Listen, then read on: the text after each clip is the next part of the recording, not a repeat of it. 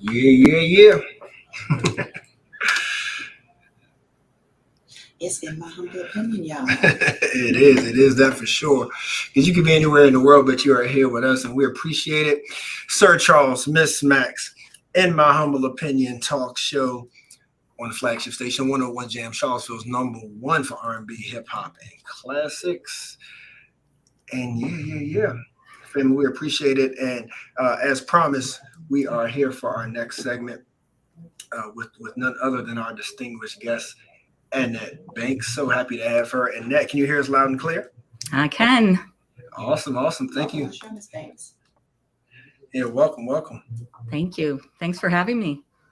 Absolutely. So, we're looking forward to getting to know you and getting more familiar with your work, and the Charlottesville area is as well. So, I'm going to let you further introduce yourself, but a little about Annette Banks. She's an independent documentary filmmaker who pursued her love of storytelling and video production after a life-changing decision. She has since produced over 24 short-form documentaries.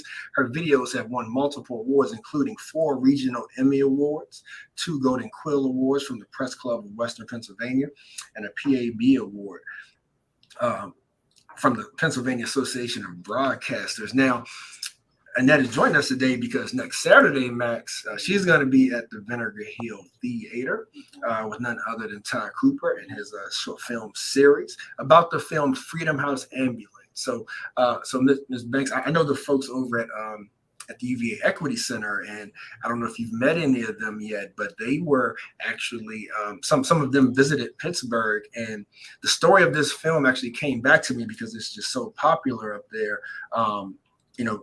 Before I knew that you were coming here, and then in the conversation with Ty, he privy me to that information. So definitely looking forward to seeing that for myself. But Freedom House Ambulance started out in 1968 as being nearly 100% African American.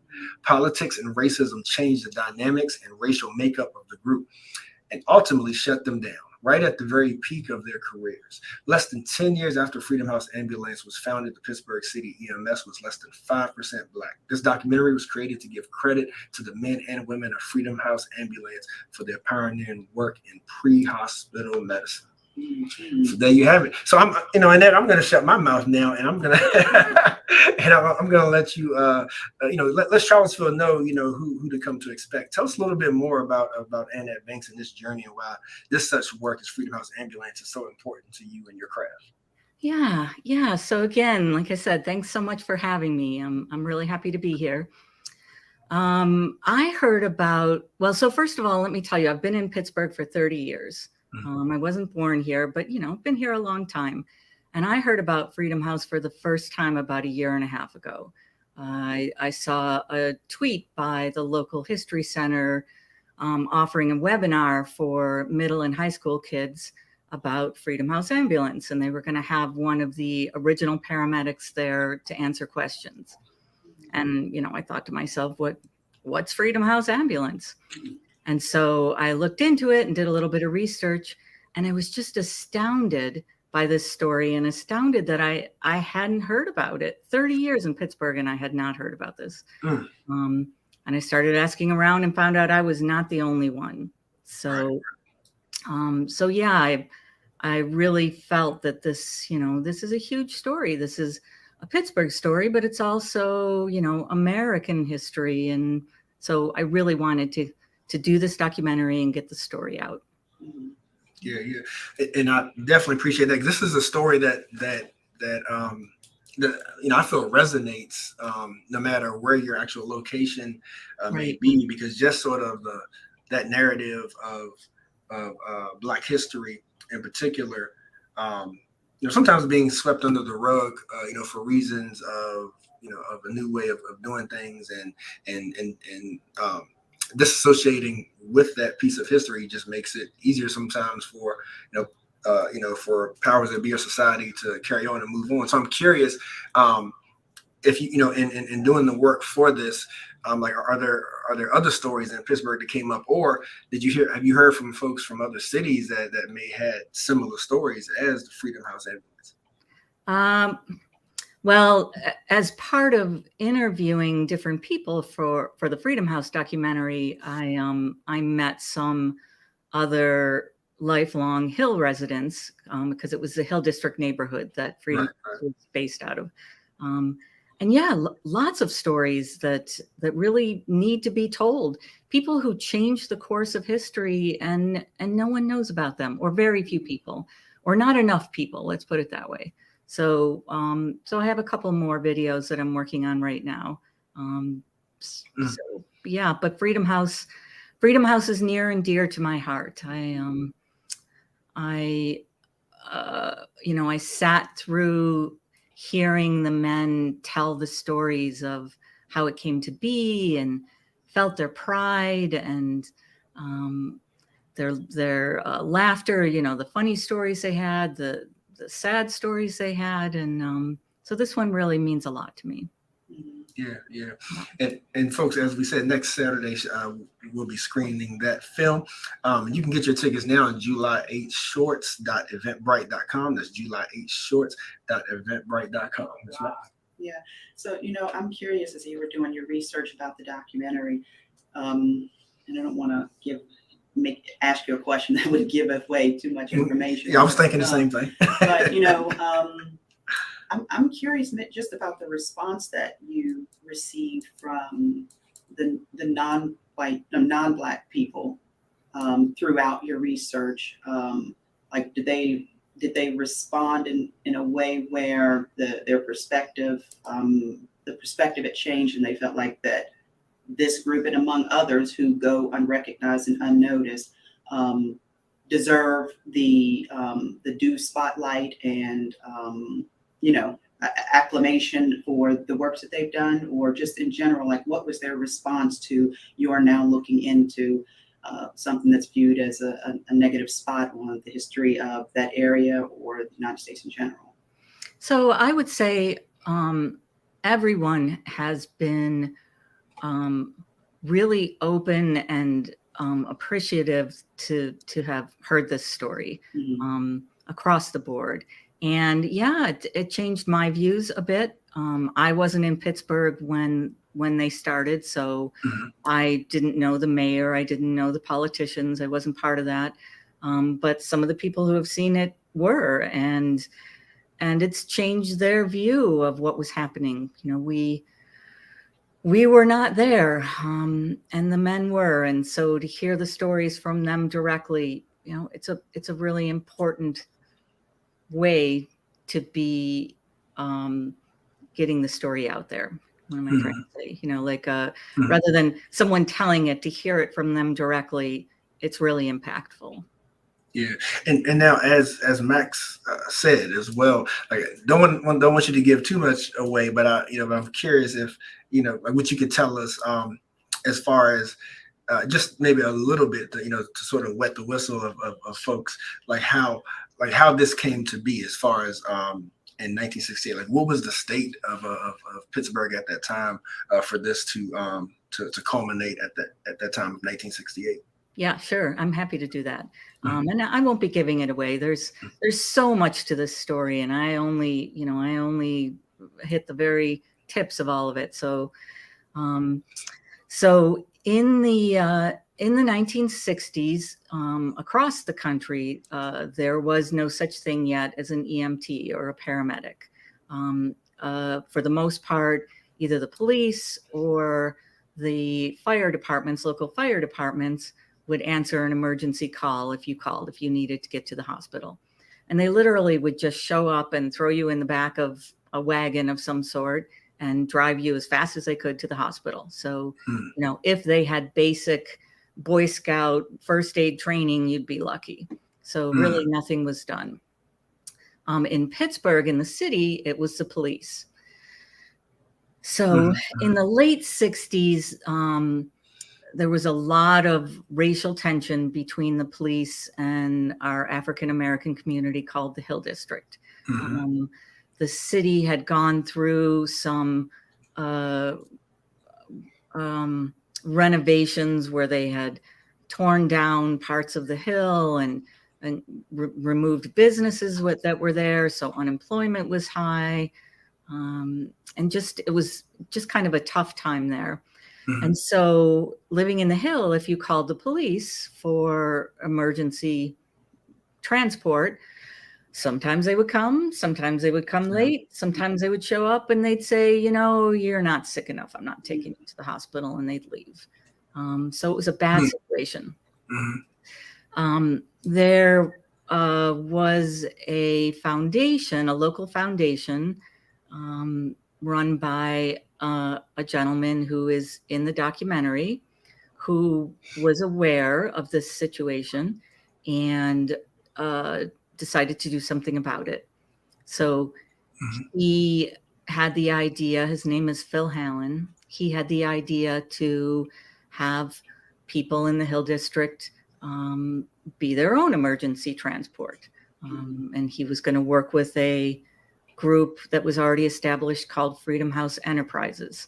Okay. And they were going to train these men and women to do their own emergency transport. What happened was a local doctor found out about it and got involved. And then this is the story of how that small group of men and women actually became the first trained paramedics, not just emergency transport. Okay.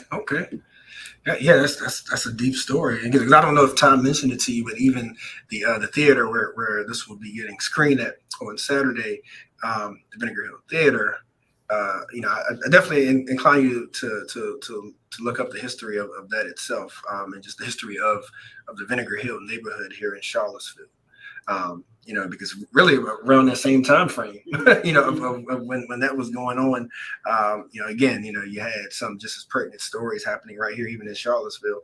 So, and that's something we've been saying today, because we've also been joined by folks from our Virginia Theater Festival, as well as we'll be joined later by a lady who made a local documentary about a family from slavery, the Clay family that migrated elsewhere. So the day just happened by divine intervention to be, very cinematic, and very, very, very artsy. And we talked about how people should be able to be able to see themselves in cinema and in art in general. And that's the beauty of it. So much of it is open to interpretation, but I think it hits home even harder when it's a true story, right? Like when it's a biopic, and then you still can relate to it. So definitely kudos on that. But I'm curious about what kind of feedback have you gotten from today's EMS in Pittsburgh, or today's first responders? Has this awakened anyone in that field? So I would say that is the group of people who were aware of Freedom House, because one of the men in the documentary, John Moon, stuck with it even after Freedom House was shut down. He endured a lot to stay with the city and continue being a paramedic, and he stayed all the way up to the point where he retired in, I think, 2007, 2009.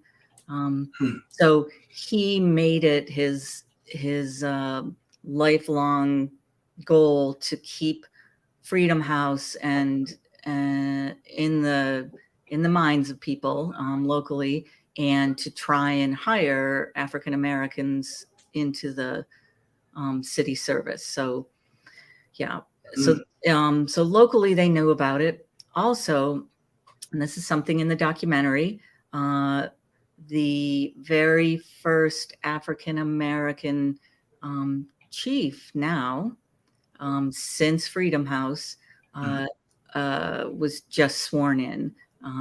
She was deputy chief when I did the film, but it's an amazing woman. Amira Gilchrist is her name. And so a little bit of seeing things come back around, full circle, a little bit. Yeah. We have a former police chief that came from Pittsburgh as well. Oh, really? Is that right? Yeah, that's right. That's right. Yeah, question for you.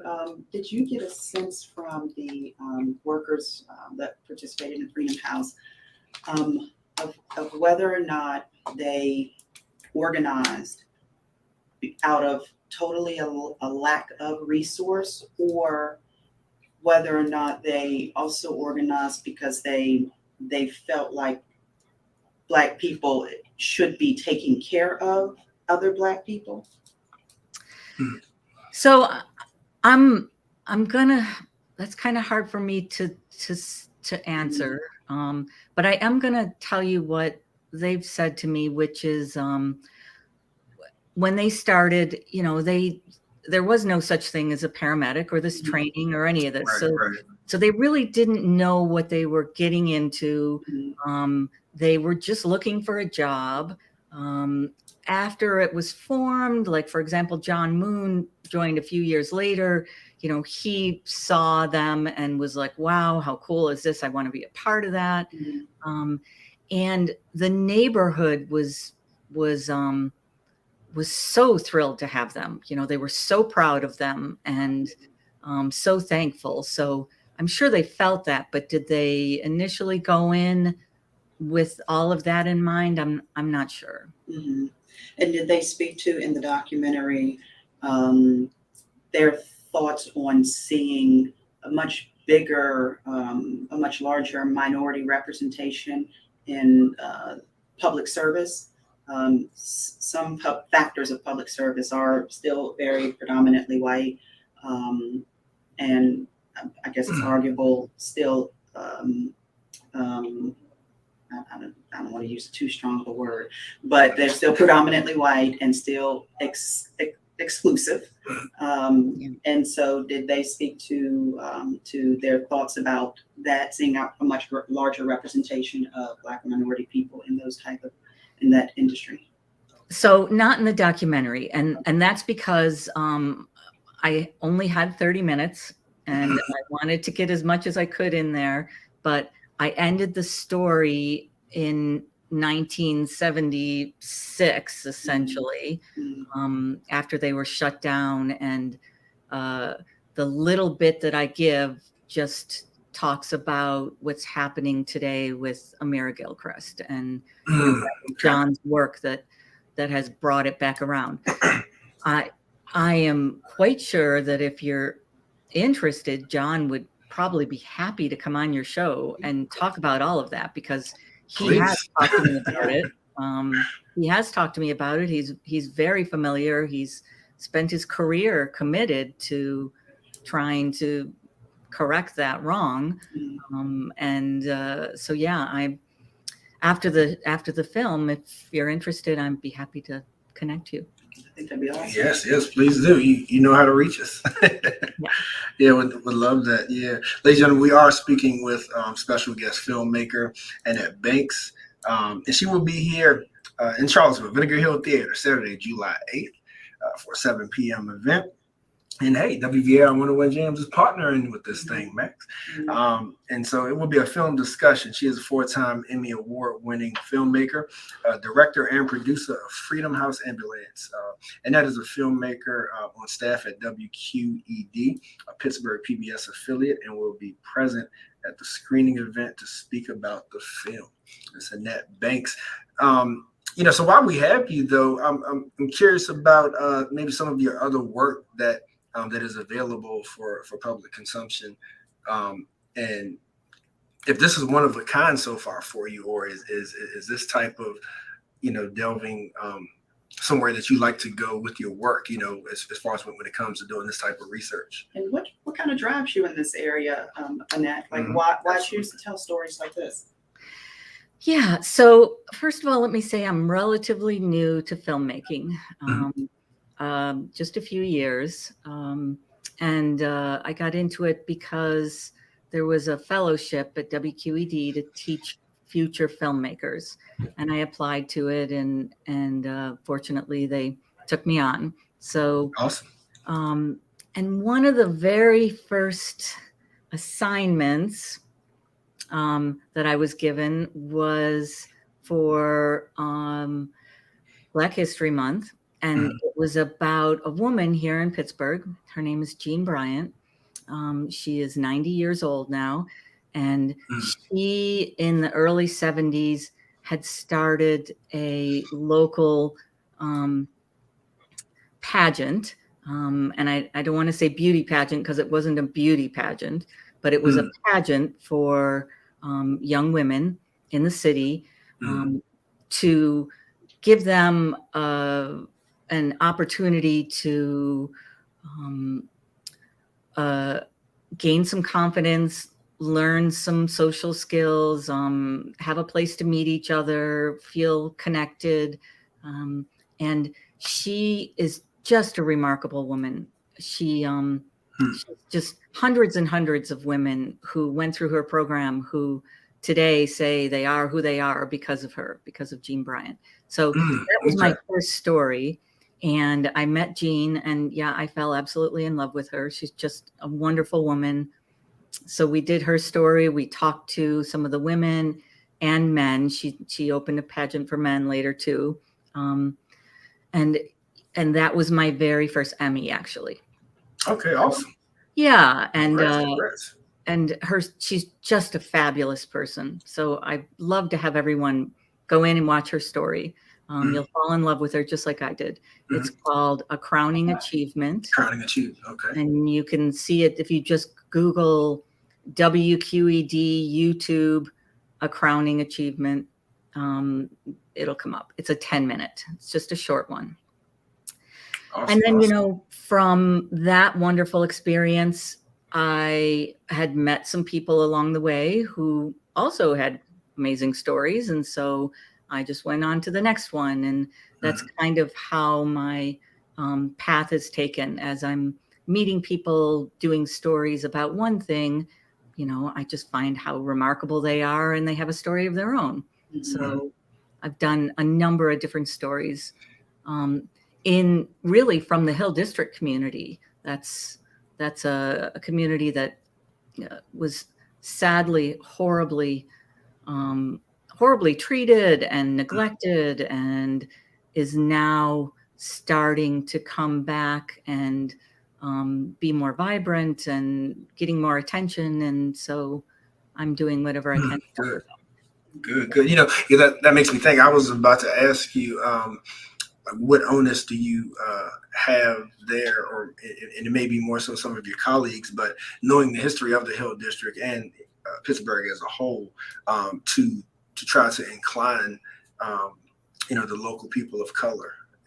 Like, what's that experience like, and how important is that to you? So, so I think this is what you're asking. So my supervising producer is an African-American woman. Okay. Her name is Annette, and she is just an unbelievably talented filmmaker and fabulous boss. And so Annette is from Pittsburgh and is connected in many different ways, and is really my lifeline to everything that's happening in the Hills. She's everything to help me with my stories and tell them properly. Right. Yeah. Awesome. Yeah, you know, I was sitting here thinking along those lines of Charles's last question to you, because I think that when you get involved, or when an individual gets involved into anything new, and in the arena of filmmaking, as you are, then there's times where you have to prove yourself as a woman, or prove that you're qualified to be able to do what you're doing, or, you know, in some ways justify that you have the right to be able to do what you're doing. And so I was thinking about, you know, whether or not you've dealt with or had to address any of those challenges that may come along with the type of stories that you are choosing to tell. Well, so fortunately, like I said, I was trained by WQED, and WQED in Pittsburgh is very highly regarded, well known, highly regarded. You know, we do good work and honest work and important work, and so really all I have to do is say I'm from WQED, and no one gives me a hard time. So you have street cred. That's what you're saying. Yeah. Yeah. Because Max made, she polished it up, made that sound real nice. But what she really wanted to say is, when you go talk to Black people, do they be looking at you crazy like, why are you asking me these questions? Yeah. So I will tell you that, Trying to put a tie on it. Jean Bryant was my first one, and I called her and I gave her my name and said I was from WQED and that I was going to come do this interview. And she told me much later, she said, you showed up and I opened the door and I was like, oh, I thought you were going to be Black. And she said, but at that point, I didn't feel like I could say anything or turn you away, or, Right. so she hid all that very well. I had no idea. And we did the interview, and her story also gave me street credit, because it's such a fabulous story. And the people I met through her story then knew how I would handle things. Right. I think, so I owe a lot to Miss Jean Bryant. Yeah. And I do think it's also much bigger than that, because the Black people are very cautious about who tells their story and through what lens they do, and if they even have the ability to do that if they don't have similar experiences. Right. And so that is also what I was trying to address in the previous question. Okay, so that's true, but so also I don't know, you've seen different types of films. There are films that have someone speaking, like giving a narrative. They've written a story and they just have people come in and talk little bits.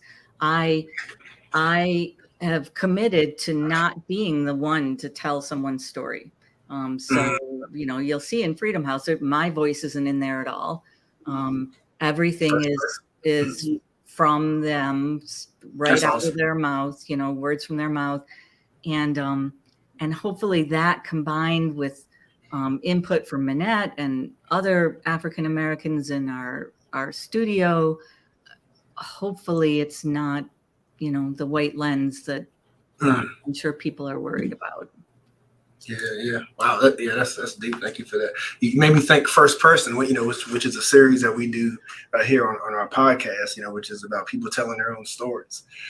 So that's, definitely can appreciate that. So Miss Annette, thank you for joining us. Yeah, thank you. And just want to give you the last word, though. You'll be in town Saturday, July 8th at the Vinegar Hill Theater to show Freedom House Ambulance. So just your last words, to the folks still on the fence about whether or not to come out there next Saturday. Oh, yeah. No, you definitely have to see it. It's a really moving story. And again, it's history that we should all know. And I will say in Pittsburgh, the schools are showing this 30-minute documentary often. It's really giving them a tool to do that. But so you should come see it.